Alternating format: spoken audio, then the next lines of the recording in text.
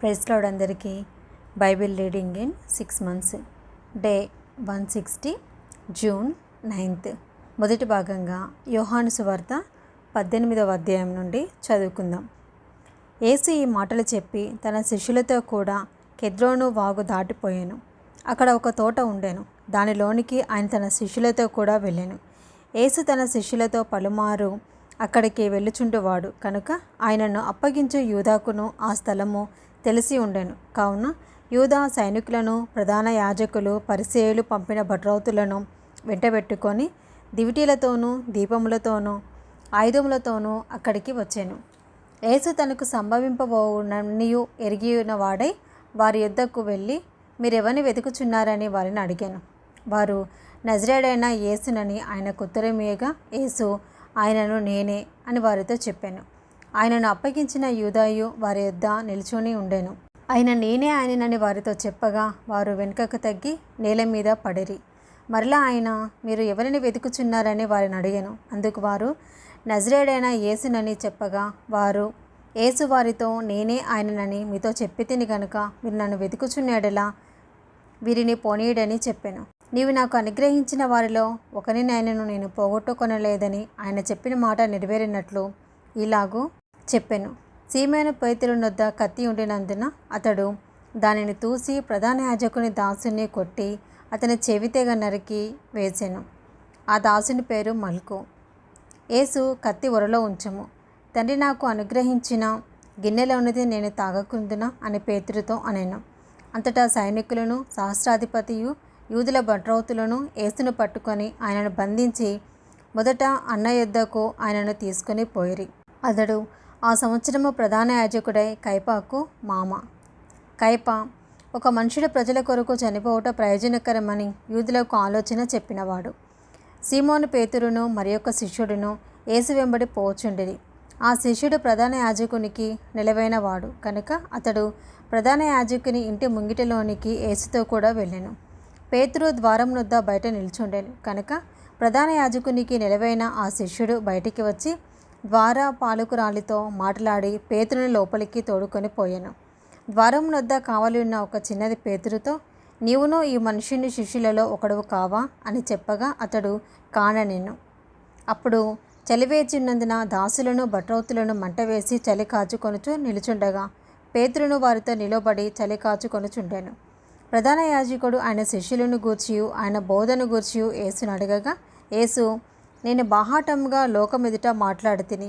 యూదులందరూ కూడి వచ్చు సమాజ మందిరంలోనూ దేవాలయంలోనూ ఎల్లప్పుడూ బోధించి తిని రహస్యముగా నేనేమీ మాట్లాడలేదు. నీవు నన్ను అడుగనేలా? నేను వారికేమి బోధించినది విన్నవారిని అడుగుము. ఇదిగో నేను చెప్పినది వీరెరుగుదురని అతనితో అనెను. ఆయన ఈ మాటలు చెప్పినప్పుడు దగ్గర నిలిచి ఉన్న బంట్రౌతులలో ఒకడు, ప్రధాన యాజకునికి ఎలాగూ ఉత్తరమిచ్చుచున్నావా అని చెప్పి యేసును అరచేతులతో కొట్టాను. అందుకు యేసు, నేను కాని మాట ఆడిన ఎడల కాని మాట ఏదో చెప్పము, మంచి మాట ఆడిన ఎడల నన్నేలా కొట్టుచున్నావు అనెను. అంతటా అన్న యేసును బంధింపబడి ఉన్నట్టుగానే ప్రధాన యాజకుడైన కయప యొద్దకు పంపెను. సీమోను పేతురు నిలబడి చలి కాచుకొనుచుండగా వారతన్ని చూచి, నీవును ఆయన శిష్యులలో ఒకడవు కావా అని చెప్పగా అతడు, నేను కాను, నేను ఎరుగను అనెను. పేతురు ఎవని చెవి తెగ నరికెనో వాని బంధువును ప్రధాన యాజకుని దాసులలో ఒకడును, నీవు తోటలో అతనితో ఉండగా నేను చూడలేదా అని చెప్పినందుకు పేతురు, నేను ఎరుగనని మరొకసారి చెప్పాను. వెంటనే కోడి కూసెను. వారు కయప యొద్ద నుండి అధికార మందిరమునకు యేసును తీసుకొని పోయిరి. అప్పుడు ఉదయం ఆయను కనుక వారు మైలపడకుండా పస్కాను భుజింపవలనని అధికార మందిరంలోనికి వెళ్ళలేదు. కావున పిలాతు బయట ఉన్న వారి యొద్దకు వచ్చి, ఈ మనుషుని మీద మీరు ఏ నేరము మోపుచున్నారు అనెను. అందుకు వారు, వీడు దుర్మార్గుడు కాని ఎడల వీనిని నీకు అప్పగించి ఉండమని అతనితో చెప్పిరి. పిలాతు, మీరు అతన్ని తీసుకొని పోయి మీ ధర్మశాస్త్రం చొప్పున అతనికి తీర్పు తీర్చుడనగా యూదులు ఎవరికి మరణశిక్ష విధించుటకు మాకు అధికారం లేదని అతనితో చెప్పిరి. అందువలన యేసు తాను ఎట్టి మరణము పొందబోవునో దానిని సూచించి చెప్పిన మాట నెరవేరెను. పిలాతు తిరిగి అధికార మందిరంలో ప్రవేశించి యేసును పిలిపించి, యూదుల రాజువు నీవేనా అని ఆయనను అడగగా, యేసు, నీ అంతటా నీవే ఈ మాట అనుచున్నావా, లేక ఇతరులు నీతో నన్ను గూర్చి ఇది చెప్పిరా అని అడిగాను. అందుకు పిలాతు, నేను యూదుడనా ఏమి? నీ స్వజనమును ప్రధాన యాజకులను నిన్ను నాకు అప్పగించిరి కదా, నీవేమి చేసితివని అడగగా, యేసు, నా రాజ్యము ఈలోక సంబంధమైనది కాదు. నా రాజ్యము ఈలోక సంబంధమైనదైతే నేను యూదులకు అప్పగింపబడకుండానట్లు నా సేవకులు పోరాడుదురు, కానీ నా రాజ్యము ఇహ సంబంధమైనది కాదనెను. అందుకు పిలాతు, నీవు రాజువా అని ఆయనను అడగగా, యేసు, నీవన్నట్టే, నేను రాజునే. సత్యమును గూర్చి సాక్ష్యమిచ్చుటకు నేను పుట్టి తిని, ఇందు నిమిత్తమే ఈ లోకమునకు పంపబడి తిని. సత్య సంబంధి అయిన ప్రతివాడును నా మాట వినెను. అందుకు పిలాతు, సత్యమనగా ఏమిటి అని ఆయనతో చెప్పెను. అతడు ఈ మాట చెప్పి బయటనున్న యూదుల యొద్దకు తిరిగి వెళ్ళి, అతని యందు ఏ దోషమును నాకు కనబడలేదు, అయినను పస్కా పండుగలో నేనొకరిని మీకు విడుదల చేయు వాడుక కలదు కదా, నేను యూదుల రాజును విడుదల చేయటం మీకు ఇష్టమా అని వారిని అడిగాను. అయితే వారు, వీనిని వద్దు, బరబ్బాను విడుదల చేయమని మరలా కేకలు వేసిరి. ఈ బరబ్బా బందిపోటు దొంగ. యోహాను సువార్త 19వ అధ్యాయము. అప్పుడు పిలాతు యేసును పట్టుకొని ఆయనను కొరడాలతో కొట్టించెను. సైనికులు ముళ్ళతో కిరీటములు అల్లి ఆయన తల మీద పెట్టి ఉదారంగు వస్త్రము ఆయనకు తొడిగించి ఆయన వద్దకు వచ్చి, యూదుల రాజా శుభమని చెప్పి ఆయనను అరచేతులతో కొట్టిరి. పిలాతు మరలా వెలుపలికి వచ్చి, ఇదిగో, ఈయన యందు ఏ దోషమును నాకు కనబడలేదని మీకు తెలియనట్లు ఈయనను మీ యొద్దకు వెలుపలికి తీసుకొని వచ్చుచున్నానని వారితో అనెను. ఆ ముళ్ళ కిరీటమును ఉదారంగ వస్త్రమును ధరించిన వాడే యేసు వెలుపలికి రాగా, పిలాతు, ఇదిగో ఈ మనుషుడు అని వారితో చెప్పెను. ప్రధాన యాజకులను భట్రోతులను ఆయనను చూచి, సిలువ వేయము, సిలువ వేయము అని కేకలు వేయగా, పిలాతు, ఆయన యందు ఏ దోషమును నాకు కనబడలేదు కనుక మీరే ఆయనను తీసుకొని పోయి సిలువ వేయడని వారితో చెప్పెను. అందుకు యూదులు, మాకొక నియమము కలదు, తాను దేవుని కుమారుడవని ఇతడు చెప్పుకొనెను కనుక ఆ నియమం చొప్పున ఇతడు చావవలెనని అతనితో చెప్పిరి. పిలాతు ఆ మాట విని మరీ ఎక్కువగా భయపడి తిరిగి అధికార మందిరంలో ప్రవేశించి, నీవెక్కడి నుండి వచ్చితివని యేసును అడిగాను. అయితే యేసు అతనికి ఏ ఉత్తరము ఇయ్యలేదు. కనుక పిలాతు, నాతో మాట్లాడవా? నిన్ను విడుదల చేయుటకు నాకు అధికారం కలదనియు, నిన్ను సిలువ వేయుటకు నాకు అధికారం కలదనియు నీవెరుగవా అని ఆయనతో అన్నాను. అందుకు యేసు, పైనుండి నీకు ఇయ్యబడి ఉంటేనే తప్ప నా మీద నీకు ఏ అధికారమును ఉండదు. అందుచేత నన్ను నీవు అప్పగించిన వానికి ఎక్కువ పాపం కలదు అనెను. ఈ మాటను బట్టి పిలాతు ఆయనను విడుదల చేయుటకు యత్నం చేశాను. కానీ యూదులు, నీవు ఇతన్ని విడుదల చేసితివా? కైసరునకు స్నేహితుడవు కావు. తాను రాజునని చెప్పుకొని ప్రతివాడును కైసరునకు విరోధముగా మాట్లాడుచున్నవాడే అని కేకలు వేసిరి. పిలాతు ఈ మాటలు విని యేసును బయటికి తీసుకుని వచ్చి రాళ్ళుపరిచిన స్థలమందు న్యాయపీఠం మీద కూర్చుండెను. హెబ్రీ భాషలో ఆ స్థలమునకు గబ్బాతా అని పేరు. ఆ దినము పస్కాను సిద్ధపరచు దినము. అప్పుడు ఉదయము 6 గంటలు కావచ్చెను. అతడు, ఇదిగో మీ రాజు అని యూదులతో చెప్పగా, అందుకు వారు, ఇతనిని సంహరించుము, సంహరించుము, సిలువ వేయము అని కేకలు వేసిరి. పిలాతు, మీ రాజును సిలువ వేయుదునా అని వారిని అడుగగా, ప్రధాన యాజకులు, కైసరు తప్ప మాకు వేరొక రాజు లేడనిరి. అప్పుడు సిలువ వేయబడుటకే అతడు ఆయనను వారికి అప్పగించాను. వారు యేసును తీసుకుని పోయిరి. ఆయన తన సిలువ మోసుకొని కపాల స్థలమన్న చోటికి వెళ్ళెను. హెబ్రీ భాషలో దానికి గొల్గోతా అని పేరు. అక్కడ ఈ వైపున ఒకరిని, ఆ వైపున ఒకరిని మధ్యను యేసుని ఉంచి ఆయనతో కూడా 2 సిలువ వేసిరి. మరియు పిలాతు యూదుల రాజైన నజరేయుడగు యేసు అను పై విలాసము వ్రాయించి సిలువ మీద పెట్టించెను. యేసు సిలువ వేయబడిన స్థలము పట్టణమునకు సమీపమై ఉండెను. అది హెబ్రీ, గ్రీకు, రోమా భాషలలో వ్రాయబడి కనుక యూదులలో అనేకులు దానిని చదివిరి. నేను యూదుల రాజునని వాడు చెప్పినట్టు వ్రాయము, కానీ యూదుల రాజు అని వ్రాయవద్దని యూదుల ప్రధాన యాజకులు పిలాతుతో చెప్పగా, పిలాతు, నేను వ్రాసినదేమో వ్రాసి తిని అనెను. సైనికులు యేసును సిలువ వేసిన తర్వాత ఆయన వస్త్రములు తీసుకొని ఒక్కొక్క సైనికునికి ఒక్కొక్క భాగము వచ్చినట్లు వాటిని 4 భాగములు చేసిరి. ఆయన అంగీని కూడా తీసుకొని, ఆ అంగీ కుట్టులేక పైనుండి యావత్తు నేయబడినది కనుక వారు దానిని చింపక, అది ఎవనికి వచ్చునో అది అని దాని కోసరము చీట్లు వేయదామని ఒకరితో ఒకరు చెప్పుకొనిది. వారు నా వస్త్రములు తమలో పంచుకొని నా అంగీ కోసరము చీట్లు వేసిరి అని లేఖనము నెరవేరినట్లు ఇది జరిగాను. ఇందుకే సైనికులు ఇలాగూ చేసిరి. ఆయన తల్లియు ఆయన తల్లి సహోదరియు క్లోపా భార్య అయిన మరియయు మగ్దలేనే మరియయు యేసు సిలువ యొద్ద నిలుచుండిరి. యేసు తన తల్లియు తాను ప్రేమించిన శిష్యుడును దగ్గర నిల్చుండుట చూచి, అమ్మ, ఇదిగో నీ కుమారుడు అని తన తల్లితో చెప్పాను. తర్వాత శిష్యుని చూచి, ఇదిగో నీ తల్లి అని చెప్పాను. ఆ గడియ నుండి ఆ శిష్యుడు ఆమెను తన ఇంట చేర్చుకొనెను. అటు తర్వాత సమస్తమును అప్పటికే సమాప్తమైనదని యేసు ఎరిగి, లేఖనం నెరవేరినట్లు నేను తప్పికొనుచున్నాను అనెను. చిరకతో నిండి ఉన్న ఒక పాత్ర అక్కడ పెట్టి ఉండెను కనుక వారు ఒక స్పంజి చిరకతో నింపి ఇస్సోపు పుడకకు తగిలించి ఆయన నోటికి అందించిరి. యేసు ఆ చిరక పుచ్చుకొని సమాప్తమైనదని చెప్పి తలవంచి ఆత్మను అప్పగించెను. ఆ దినము సిద్ధపరచు దినము, మరుసటి విశ్రాంతి దినము మహాదినము కనుక ఆ దేహములు విశ్రాంతి దినమున శిలువ మీద ఉండకుండానట్లు వారి కాళ్ళు విరగగొట్టించి వారిని తీయించుమని యూదులు పిలాతును అడిగిరి. కాబట్టి సైనికులు వచ్చి ఆయనతో కూడా సిలువ వేయబడిన మొదటి వాని కాళ్ళను రెండవ వాని కాళ్ళను విరగగొట్టిరి. వారు యేసునొద్దకు వచ్చి అంతకుముందే ఆయన మృతి పొంది ఉండుట చూచి ఆయన కాళ్ళు విరగగొట్టలేదు. కానీ సైనికులలో ఒకడు ఈటతో ఆయన ప్రక్కను పొడిచెను. వెంటనే రక్తమును నీళ్లును కారెను. ఇది చూచిన వాడు సాక్ష్యమిచ్చుచున్నాడు. అతని సాక్ష్యము సత్యమే. మీరు నమ్మునట్లు అతడు సత్యము చెప్పుచున్నాడని ఆయన ఎరుగును. అతని ఎముకలలో ఒకటైనను విరువబడదు అను లేఖనం నెరవేరినట్లు ఇది జరిగెను. మరియు తాము పొడిచిన వాని తట్టు చూతురు అని మరొక లేఖనము చెప్పుచున్నది. అటు తర్వాత యూదుల భయము వలన రహస్యంగా యేసు శిష్యుడైన అరిమతయ యోసేపు తాను యేసు దేహమును తీసుకుని పోవుటకు పిలాతునొద్ద సెలవడిగాను. పిలాతు సెలవిచ్చెను కనుక అతడు వచ్చి యేసు దేహమును తీసుకుని పోయాను. మొదట రాత్రివేళ ఆయన యొద్దకు వచ్చిన నికోదేము కూడా బోళంతో కలిపిన అగరు రమారమి 150 సేల ఎత్తు తెచ్చెను. అంతటా వారు యేసు దేహమును ఎత్తుకొని వచ్చి యూదులు పాతిపెట్టు మర్యాద చొప్పున ఆ సుగంధ ద్రవ్యములు దానికి పూసి నారబట్టలు చుట్టిరి.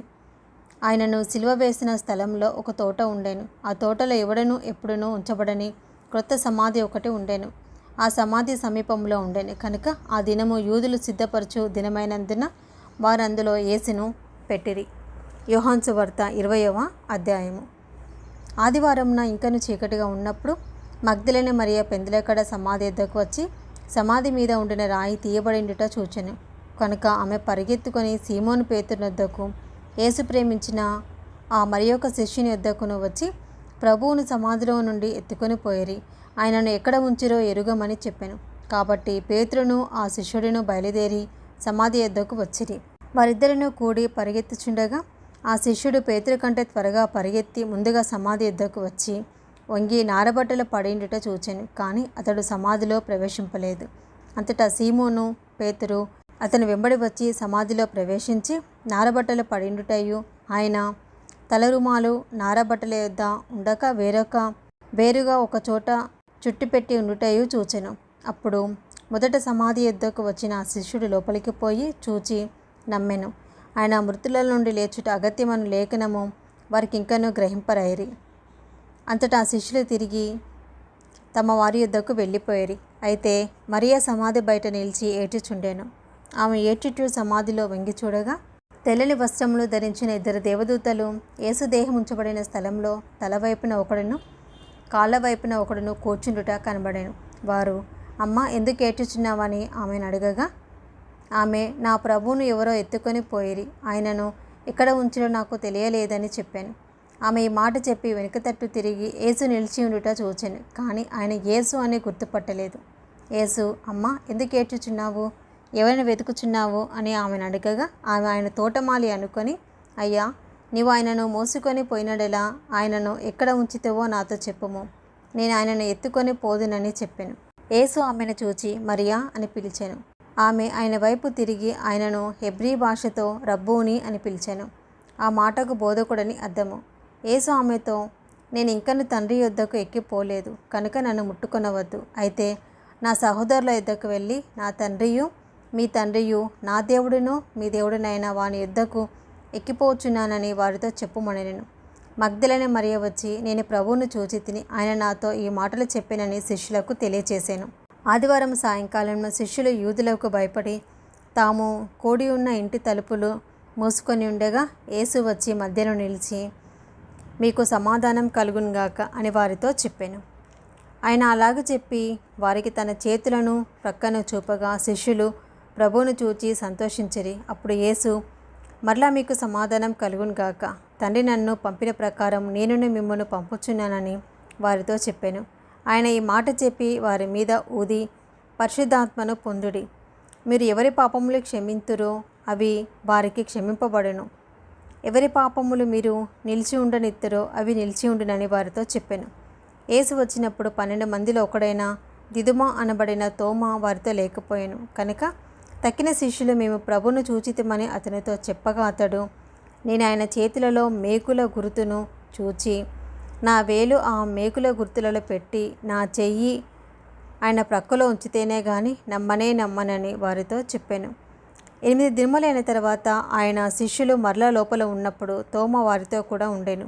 తలుపులు మూయబడి ఉండగా యేసు వచ్చి మధ్యన నిలిచి, మీకు సమాధానం కలుగునుగాక అనెను. తర్వాత తోమాను చూచి, నీ వేలు ఇటు చాచి నా చేతులు చూడుము, నీ చేయి చాచి నా ప్రక్కలో ఉంచి అవిశ్వాసివి కాక విశ్వాసవే ఉండుము అనెను. అందుకు తోమా ఆయనతో, నా ప్రభువా నా దేవా అనెను. యేసు, నీవు నన్ను చూచి నమ్మితివి, చూడక నమ్మిన వారు ధన్యులని అతనితో చెప్పెను. మరియు అనేకమైన ఇతర సూచక్రియలను యేసు తన శిష్యుల ఎదుట చేశాను. అవి గ్రంథమందు వ్రాయబడి ఉండలేదు, కానీ యేసు దేవుని కుమారుడైన క్రీస్తు అని మీరు నమ్మునట్లును, నమ్మి ఆయన నామమందు జీవం పొందినట్లును ఇవి వ్రాయబడెను. యోహాను సువార్త 21వ అధ్యాయము. అటు తర్వాత యేసు తిబెరియ సముద్ర తీరమున శిష్యులకు మరలా తన్ను ప్రత్యక్షపరచుకునెను. ఆయన తన్ను ప్రత్యక్షపరచుకున్న విధం ఏదనగా, సీమోను పేతురును, దిదుమ అనబడిన తోమాయు, గలిలయలోని కానా అను ఊరివాడగు నతానియేలును, జెబెదయి కుమారులను ఆయన శిష్యులలో మరి 2 కూడి ఉండిరి. సీమోను పేతురు, నేను చేపలు పట్టబోదునని వారితో అనగా, వారు మేమును నీతో కూడా వచ్చేదమనేది. వారు వెళ్ళి దోణి ఎక్కిరి, కానీ ఆ రాత్రి ఏమీ పట్టలేదు. సూర్యోదయం అగుచుండగా యేసు ధరిని నిలిచెను. అయితే ఆయన యేసు అని శిష్యులు గుర్తుపట్టలేదు. యేసు, పిల్లలారా, భోజనమునకు మీ యొద్ద ఏమైనా ఉన్నదా అని వారిని అడగగా, లేదని వారు ఆయనతో చెప్పిరి. అప్పుడు ఆయన, దోణి కుడి ప్రక్కను వల వేయుడి, మీకు దొరుకునని చెప్పిరి. కనుక వారు అలాగు వేయగా చేపలు విస్తారముగా పడినందున వల లాగలేకపోయిరి. కాబట్టి యేసు ప్రేమించిన శిష్యుడు, ఆయన ప్రభు సుమి అని పేతురుతో చెప్పాను. ఆయన ప్రభువని సీమోను పేతురు విని వస్త్రహీనుడై ఉన్నందున పైబట్ట వేసి సముద్రంలో దుమికెను. దరి ఇంచుమించు 200 మూరల దూరం ఉన్నందున తక్కిన శిష్యులు చేపల వల లాగుచు ఆ చిన్న దోణిలో వచ్చిరి. వారు దిగి దరికి రాగానే అక్కడ నిప్పులను, వాటి మీద ఉంచబడిన చేపలను, రొట్టెయు కనబడెను. యేసు, మీరిప్పుడు పట్టిన చేపలలో కొన్ని తీసుకుని రండి అని వారితో చెప్పగా, సీమోను పేతురు దోణి ఎక్కి వలను దరికి లాగాను. అది 153 గొప్ప చేపలతో నిండి ఉండెను. చేపలు అంత విస్తారముగా పడినను వల పిగిలలేదు. యేసు, రండి భోజనం చేయుడని వారితో చెప్పాను. ఆయన ప్రభు అని వారికి తెలిసినందున, నీవెవడవని శిష్యులలో ఎవడను ఆయనను అడగ తెగింపలేదు. యేసు వచ్చి ఆ రొట్టెను తీసుకొని వారికి పంచిపెట్టాను, అలాగే చేపలను కూడా పంచిపెట్టాను. యేసు మృతుల నుండి లేచిన తర్వాత శిష్యులకు ప్రత్యక్షమైనది ఇది 3వసారి.